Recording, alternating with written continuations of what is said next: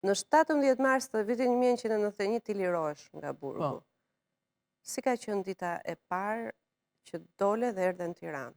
Ti sa kishe pa e parë Tiranën 17 vjetë, që kur të arrestuan, çfarë mbaje mend kur ike nga Tirana dhe çfarë pe kur erdhe në Tiranë?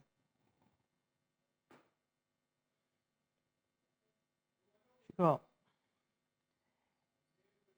është e gabuar të mendohet, se këtë e kam thënë dhe diku tjetër, them se ai që futet në burg, ai s'ka lidhje fare me atë që ndodh jashtë.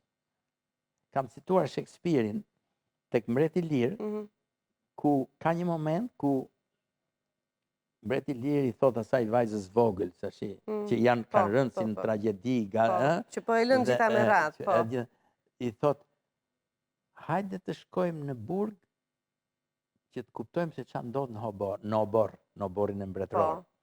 Në kuptimin që burgosuri i ka antenat të ngritura gjatë gjithë kohës që është në burg, unë jam habitur se si e ka thënë Shakespeare këtë pa e provuar burgun, gjeniu, kupton?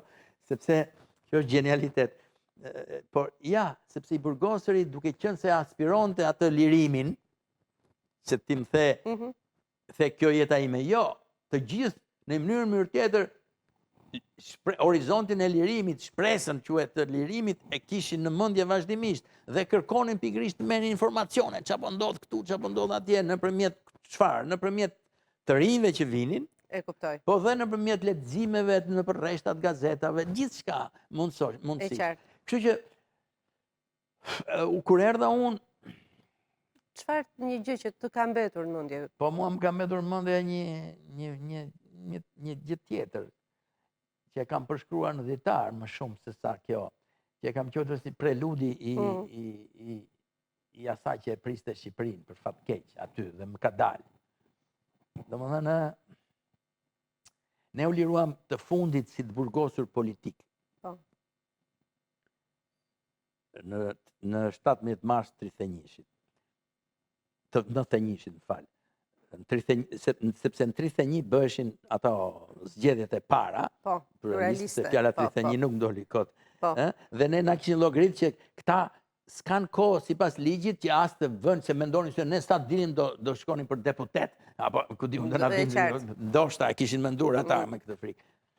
Por ne mbetën atë disa të burgosur atje, që ishin edhe miq tanë dhe kështu, por që kishin pas dhe krime ordinere dhe nuk i liruan, dhe një pjesë prej tyre, se s'mund të them gjithë, organizuan një gjë që ja vlen ta thuash në kuptimin e publikut. Unë e kam shkruar në ditar, që kishin drejtat e tyre, padyshim.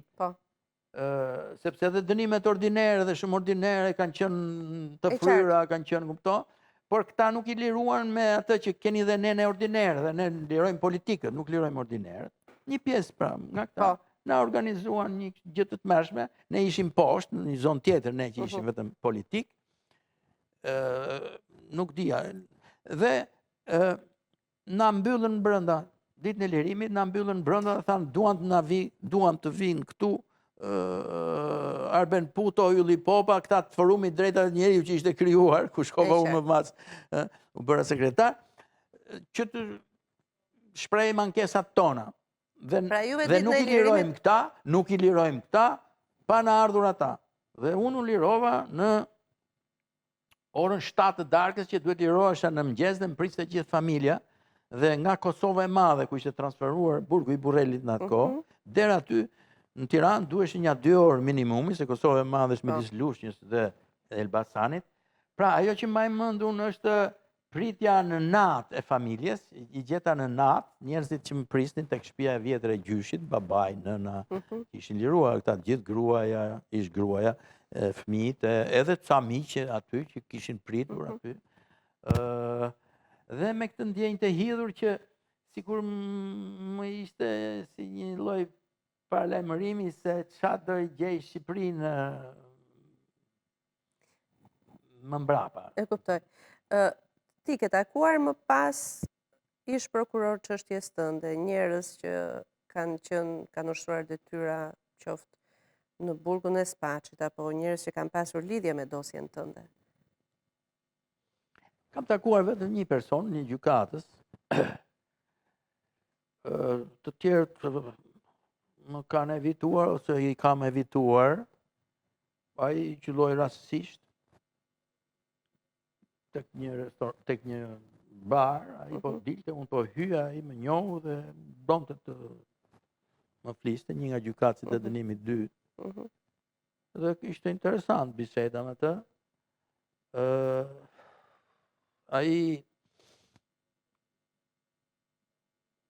Unë i bëra një pyetje, se dënimi 2 tash sa e din, sa se din, po ishte u dënuan me vdekje ata shokët e mi, domethënë me një akuzë të stisur komplet për t'i ekzekutuar, sepse shkruan një letër kundër Enver Hoxhës nga Burgu. Edhe për t'i rënë shkurt, se biseda është e gjatë, i thash, po mirë ma juve, desha të pyes, e kuptonit ju që ishte e sajuar ajo, se është një gjë që është ligj, e ka ligji dhe do dënoj. Po të sajosh një gjë për ta futur tek ligji, domethënë të sajosh organizat kriminale, sikur ne kishim ndërtuar një organizat kriminale që dënoi nga 10 deri me vdekje, ndërkohë që ne s'kishim ndërtuar fare organizat, po ishte puna ta ndërtojmë këtë që t'i pushkatojmë këta për këtë letrën dhe të ndëshkojmë dhe ca tjerë që mund të shkojmë mendja se mundet, të bëjnë letra të tilla, Më tha mua, po si se kuptoni, më tha, e kuptoni, po çfarë do bëja unë, jo, po kishte, edhe ishte kjo që ishte rënguar se halli njërën tjetrën shpjegimi i tillë. Të kërkoj falje? Po nuk ishte punë falje, unë e bëra këtë, më shumë kishte peng, unë e bëra, e firmosa, se në fund fare e firmos me vdekje. Se hajtë se ne që me jetë takohemi, ja u takohemi, po me vdekjes unë mund ta fal atë, po se e fal do të unë emër të atyre që kanë vdekur? Është pyetja. Unë e falë për vetën time, mund ta falë, se për një shumë arsye, e kuptoj, tentoj ta kuptoj, por nuk kam të drejtë sepse ata kanë vdekur, dhe kjo është një dramë e madhe. Në këtë kuptim, pyetja jote më shumë prek një çështje që më kam trajtuar atë të ndjeshmërisë përballjes shqiptarëve me të kaluarën e tyre. Pse i fshihemi të kaluarës? I fshihemi shëmtuar madje.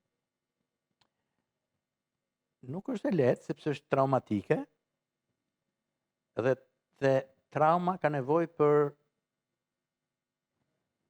psikoterapeutin. Trauma, një njeri individ, shkon tek psikoterapeuti, dhe çfarë bën psikoterapeuti në thelbin e vet?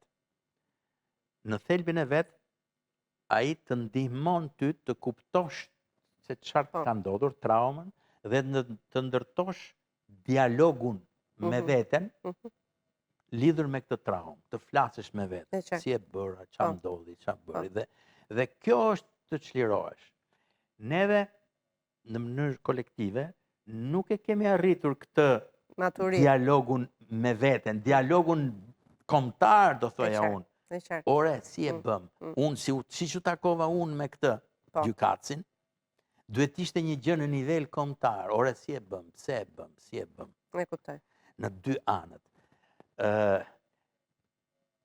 Do thuash ti, po kush do ishte psikoterapeuti ynë? Unë gjykoj që psikoterapeuti ynë duhet ishte pjesa më e ndritur e shoqërisë, inteligjenca, ose rinia që vjen më e ndritur se ne që jemi traumatizuar.